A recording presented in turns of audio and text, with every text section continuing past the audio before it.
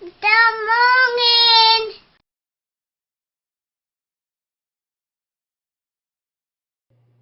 Hi, Orna here again from ornaonline.com. So today we're still continuing on with what I learned from my very first triathlon, and one of the things that I learned that I didn't think I would need to learn, or that never actually even occurred to me, was what happens to your footwear when you start a triathlon.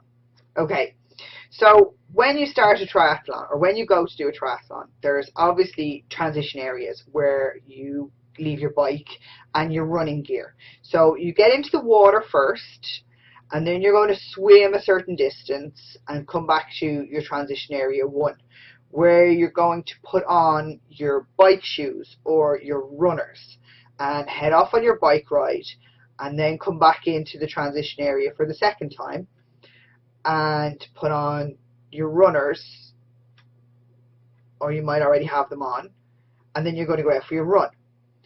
But when you're getting from the transition area where you've left all your gear to set up, and you've set up everything, and you're walking down to, or you're walking wherever the swim is, what do you do with the footwear that is on your feet from the transition area following setup to the start?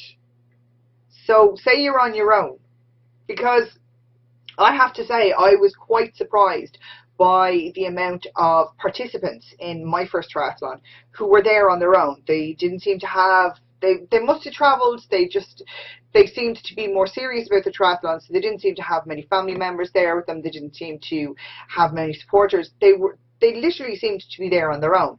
So it occurred to me that what happens to their footwear.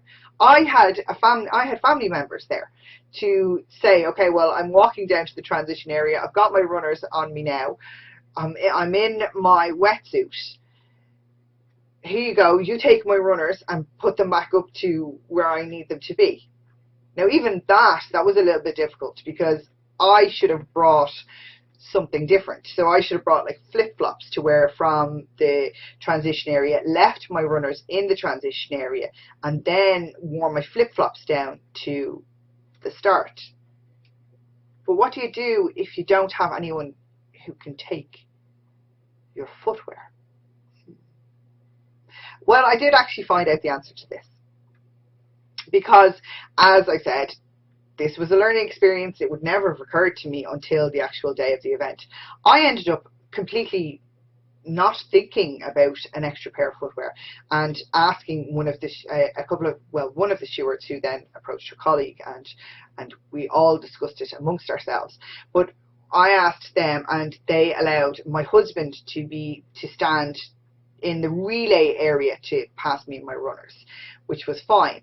But what happens if if you're competing in a triathlon and you're on your own and you don't know what to do with your footwear? Apparently, now this is what happened at the Edge Blackwater Triathlon, so I'm assuming that something like this would be fairly common, in all fairness. But apparently the event organisers actually help you out with that one. So if you're participating in a triathlon and you're wearing flip-flops from the transition area down to the start, and you need to leave your flip-flops or your spare runners or whatever down at the start while you get into the water, because obviously you're not going to be wearing your runners or your flip-flops into the water, then you can leave them there, and the event organisers will actually take care of them for you, bring them back up to the finish area so that you can have all of your belongings together when you get in and finish your race.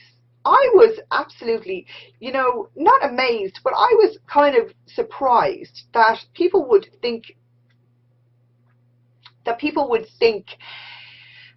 through these things. Now, I was also surprised that I would be so silly as to not think these things through. But with your very first event, I'm sure there's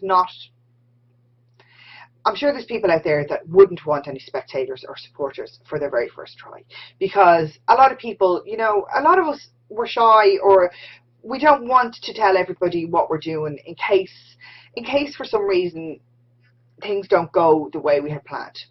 So when I noticed that I had done the silly thing and not brought an extra pair of footwear, it occurred to me that what do people do if it is their very first triathlon and they realize that they don't have any spare footwear, or they realize they don't have a clue of what's going to happen to the footwear when they leave, when they get into the swim.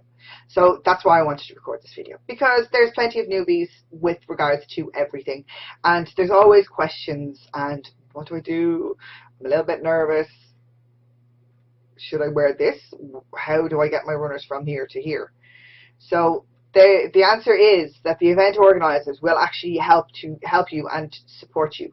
If you can't find things like this explained on their website, then again, I've said this so many times before, don't be afraid to reach out and contact whoever it is there to help you. Event organizers are, I can guarantee you, they're passionate about the events that they're organizing. They're not just organizing it for no reason. There is always a reason that they're interested in it. There's always a reason that they're involved in it, and there's always going to be that offer of help, whether you are aware of it or not. So if you're going to do your first try event and you're worried about what is going to happen with your footwear, then be sure, first of all, that you're not the only one that is going to be leaving footwear at the side of the event at the start. And secondly, I'm pretty sure that the event organizers are going to look after your footwear for you. And if they don't, or if you're still unsure and you don't trust me, then by all means contact your event organizers.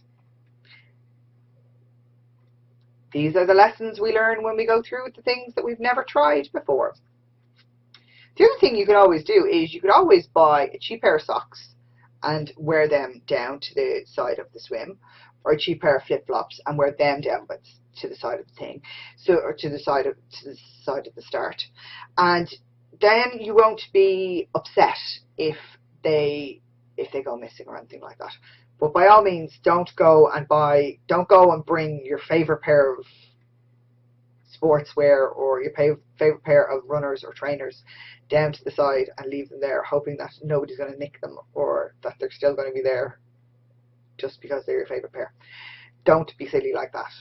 Keep your good stuff for your actual events, because there's stewards and there's people protecting all of your belongings there at the start, where something that you're not going to be too upset about. Lessons learned from the first try. And remember, as always, if I can do anything, you can do anything, we can do anything. We just have to put our minds to it. Take care until next time. This has been an online production.